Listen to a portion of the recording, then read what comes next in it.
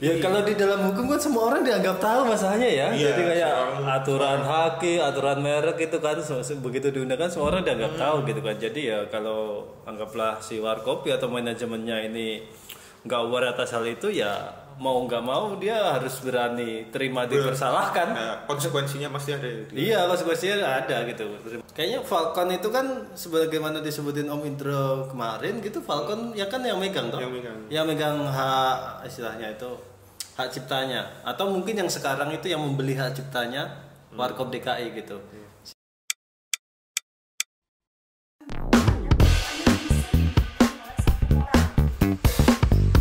Meskipun di dalam katanya itu kayaknya sepakat berdamai. RBA, tapi kalau orang nyebutnya intinya OSS berbasis resiko. Dari novel. Nah,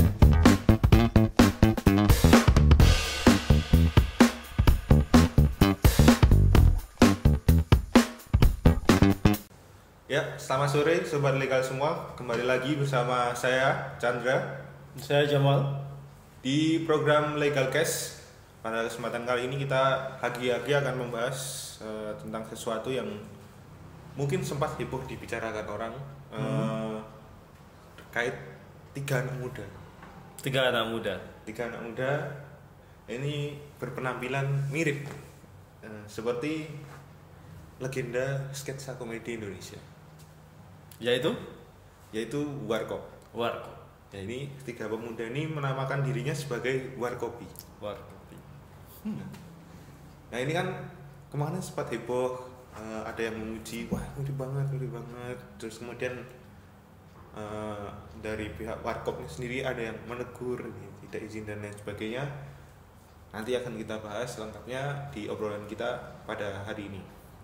Nah ini, Mas Jamal sendiri mengikuti nggak soal tren-tren itu Warkopi itu? Warkopi itu aku nggak terlalu ikuti sih, cuma memang sekilas itu kan karena di timeline rame ya, ya kelihatan gitu, dan menurutku ya emang mirip sih. Itu kayak sesuatu yang sebenarnya mereka ini dimirip-miripin lah, memang dasarnya mirip nih kita. Aku sendiri juga bingung, soalnya dari muka ya emang mirip ya Mas. Iya, sekilas. Kalau menurutku di konsep ya, kalau menurutku di konsep karena apa? Selain muka gitu kan kayak geser gitu, dan dia di wilayah komedi, terus Warkopi lagi namanya kan. Dan apa sih ya, salah satu tampilan Warkop yang sebagai film ya, yang cukup melekat di ingatanku itu emang Chips yang menjadi itu kan di beberapa di media sosial Iya, itu iya, kayaknya iya. fotonya itu yang kayak yang seragam Chips itu kan, di Iya, film Chips yang tahun Chips. 80-an itu kan. Itu memang melekat banget sih. Soalnya nggak banyak film yang kayak gitu. Nah, kemarin ini kan Warkopi ini setelah rame-ramenya, setelah viral-viralnya itu awalnya kan dipuja-puja. Ya, wah ini mirip dan lain sebagainya. Ini kan. Iya. Habis itu ditegur nih sama Pak Indro Warkop. Karena sebenarnya adalah permasalahan hukum di dalamnya, misalnya Iya. ada apa? Hak Punya cipta. hakinya. Hak cipta. Hakinya itu terdaftar untuk Warkop dan Merek gitu. apa? Dan dipegang oleh anak-anak dari Warkop itu. Iya, yang di apa sih, lembaga Warkop DKI ya? Lembaga Warkop DKI, kalau nggak salah sih. itu ya. Cuman baca di berita saja soalnya. Nah itu menurut Mas Jamal gimana Mas? Menanggapi kayak gitu? Ya wajar aja ya, karena kayak kelihatan banget ya, kayak kita yang lihat aja udah, wah ini siapa lagi yang diikuti kalau bukan yang itu gitu kan. Kalau Dan bukan jelas Warkop DKI. Terkonsep gitu ya. Jelas terkonsep. Lah kalau kita itu kan di berita itu kan ada manajernya ya, jadi kayak manajer gitu. Di wawancaranya itu kan manajer yang ngurus gitu, yang ngurus kita. Sebenarnya sebelumnya kita nggak kenal gitu kan, 3 orang itu kan nggak benar-benar kenal gitu ya. Jadi kayak oh viral, terus ketemu, terus apa, terus manajer yang ngurusin jadi bertiga itu gitu. Kan berarti jadi udah jelas kayak ini tuh digunakan ke arah untuk mencari keuntungan komersil. finansial. Iya, untuk komersil levelnya gitu ya. Oh. Jadi kan Nah ini kayaknya dan juga kenapa kok ditegur itu kan karena dia nggak izin sama pihak Warkop ini, Warkop DKI. iya Warkopnya. Nah itu, nah sebenarnya itu gimana Mas? Kalau misalnya kita nggak izin, ternyata itu kita nggak tahu kalau ada hakinya, gitu gimana? Ya Apalagi ya kalau di dalam hukum kan semua orang dianggap tahu masalahnya ya. Iya, Jadi kayak semua aturan haki, aturan merek itu kan begitu diundangkan semua orang dianggap tahu gitu kan. Jadi ya kalau anggaplah si Warkopi atau manajemennya ini nggak aware atas hal itu ya mau nggak mau dia harus berani terima dipersalahkan. Konsekuensinya pasti ada. Iya, konsekuensinya ada gitu, terima dipersalahkan gitu. Dan di wilayah sana itu kan seperti sudah sering kita obrolin ya soal haki, soal merek gitu ya. Ada hak, banyak haknya ya kayak hak moral, Ya, hak moral, hak ekonomi. hak ekonomi juga. Di dalam itu di dalam hak cipta sendiri kan. Kalau yang Om Indro itu kan yang sering disebutnya yang disebutnya di wawancara itu kan hak moral. Nggak punya etika itu etika moral, jadi kan di wilayah-wilayah yang belum non hukum ya. Jadi kayak kamu nggak izin dulu, nggak permisi apa, itu kan moralnya moralitas itu. Yang punya karya, yang punya gagasan itu kamu gitu kan. Aku yang meniru itu kok nggak permisi, nggak mencantumkan biasanya gitu. Itu belum di wilayah ekonomi gitu kan. Ekonominya sendiri belum disinggung sama Pak Indro Warkop ini. Iya, kurang kayak belum, nggak tahu ya, mungkin memang belum terlalu pengen, Masih ingin menyelesaikan secara keluargaan. iya, tidak ingin Minta bertemu dulu kan itu. tidak ingin benar-benar apa sih lah ya namanya. Nah, Kan jalur litigasi, jalur hukum itu kan jalur terakhir. Terakhir. Ya, mungkin Om Indro itu sudah konsultasi sama ininya, Iya. sama apa sih namanya, penasihat konsultan hukum, hukumnya. advokatnya. Iya, advokatnya gitu. Oke. Tapi kalau misalnya kita ingin menjadi seperti Warkopi gitu, sebelum kita muncul ke publik ini, sebaiknya langkah-langkah yang mau apa ya, yang harus disiapin tuh apa, kayaknya misalnya saya mukanya mirip sama siapa? Kamu mirip sama anggaplah Misalnya John Travolta gitu ya. Itu yang harus, misalnya kita harus ngapain dulu sih kalau misalnya kayak gitu? Izin dulu gitu, apa gimana? Selain izin. Ya biasanya kan kalau di dalam kalau izin itu kan wilayah moralnya ya. Tapi kalau wilayah moral dan wilayah komersialisasi itu kan dua hal yang dipisah di dalam hak cipta kan. Gitu. Jadi kayak oke, kalau wilayah moral sudah boleh gitu ya bisa gitu kan. Tapi kalau kamu komersialisasi itu jelas ada sih konsekuensinya. Entah itu hak untuk performa gitu ya, yang kayak menurutku yang kayak si Warkopi ini performa ya, performatif ya, hak performatifnya, terus hak kopinya, terus hak penyiarannya gitu ya. Jadi kena semua menurut di dalam hak ekonomi yang ada di hak cipta gitu di sana. Ya tentu saja izin itu dalam arti selain permisi ada juga ngurus itunya, aku rasa ngurus itunya gitu. Kalau kamu pengen pakai konsep saya gitu ya.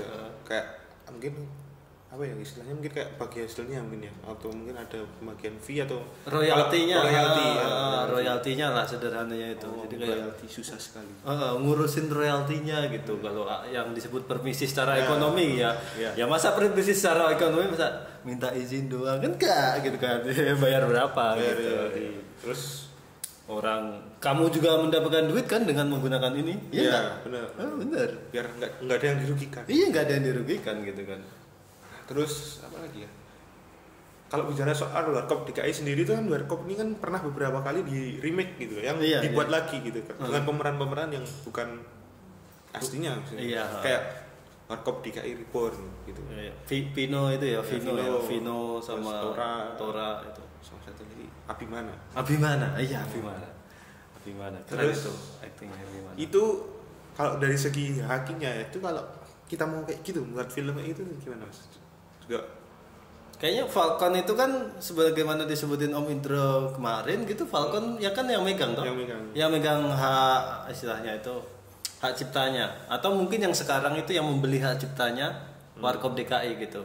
Sehingga di wilayah komersialisasi ekonomi itu dia yang mencak-mencak kan, Warkop yang Falcon yang negur Om Indro dan lembaga Warkopnya kan untuk membereskan hal itu gitu. Jadi kan kalau secara hukumnya kan Om Indro ataupun lembaganya ini kan mencatatkan ya levelnya kalau hak cipta ya. hak cipta itu mencatat. Dicatatin gitu kan, dicatatin nanti dapat sertifikat gitu. Terus yang sertifikat hak ciptanya itu yang kemudian digunakan dalam transaksi pembuatan film, dan mungkin bukan cuma film kan, berarti kayak mungkin acara-acara tertentu dan memakai tema-tema itu gitu. Jadi yang dibeli kan konsep kan, makanya bisa diperankan oleh orang lain gitu. Jadi kayak Falcon beli konsep itu, hak cipta itu, dia tinggal nunjuk Vino, Tora gitu kan. Nah, makanya kayak anggaplah ini kalau disamakan dengan Warkopi setidaknya harus itu beli konsep itu, terus diperankan si siapa itu 3 orang namanya itu gitu. Alfred atau siapa itu gitu. Nah, itu. Jadi kayak gitu. Nah, tapi ini untuk kedepannya lagi nih. Ini Warkopi ini kan akan terus berlangsung, kelanjutan kasusnya ini akan terus berlangsung atau mungkin ya mereka mundur dari dunia hiburan atau gimana gitu, Mas? Aku nggak tahu sih. Tapi kayaknya kemarin ada sempet nyelutuk-nyelutuk itu kan, kita ingin berkarya dengan tanpa apa lah ya, tanpa embel-embel atau apa gitu. Tapi menurutku ada aja statementnya ini. Kamu nonton Warkop gak sih? Dulu masa kecil atau apa gitu? Karena Warkop biasanya kan mau hari raya gitu. Hari raya Lebaran gitu sih, ada Warkop, terus kalau enggak ya jam 1 malam ya. Jam 1 malam, jadi kayak apa sih, stasiun TV udah gak ada acara yang jelas, itu dia masukin film lama gitu ya. Iya. Kurang mengikuti saya. Kurang. Kalau aku dulu terpaksa mengikuti karena di zaman aku kecil kan hiburan utamanya kan TV ya, hiburan utamanya TV, dan filmnya itu belum banyak gitu kan. Dan apa sih, Dono, aku nyebutnya dulu waktu kecil itu ada Dono gitu. Ada Dono, ya ingat kan Dono kan, dia paling mencorong mungkin ya. Kalau anak sekarang Dono mesti Bondowani, Mas. Waduh. Terus iya. Ada Dono, padahal kan Warkop DKI kan. Iya. Ada Dono ya. Jadi kita nonton bareng gitu sama teman-teman gitu. Ada Dono. Jadi kayak kalau saya dulu waktu kecil itu udah masuk ke era-era kartun. Mulai kartun ya. Minggu pagi. Aku juga masih Minggu pagi sih.